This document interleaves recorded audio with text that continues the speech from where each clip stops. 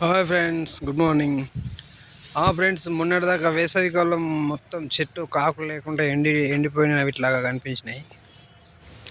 2 వర్షాలు వచ్చినాయి వారం క్రితము. 2 వర్షాలకే మొత్తం గ్రీన్నెస్, మొత్తం చెట్లు పచ్చగా, భూమి అంతా గడ్డి. మామిడికాయలు తెంపినప్పుడు చెట్లు ఎండలకు బతుకుతాయా, ఉంటాయా, పోతాయా అనిపించింది. కానీ కానీ వర్షం వచ్చి చెట్లు మొత్తం ఎప్పటిలాగా పచ్చ గ్రీన్నెస్, ఎంతో ఆహ్లాదకరంగా వాతావరణం నెలకొంది.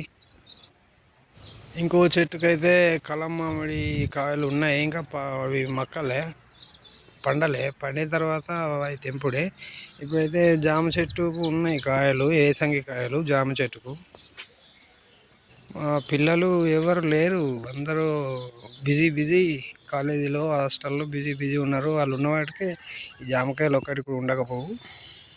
నేను ఒకటి తెంపుకొని తింటున్నా, బాగా స్వీట్ ఉంది. ఇది ఒకటి తింటే నాకు బ్రేక్ఫాస్ట్లో కడుపు నిండిపోయింది.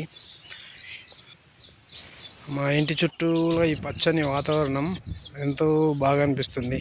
ఇన్ని రోజులు దుబాయ్లో ఎడారి తప్ప గ్రీన్నెస్ అసలే చూడలేము.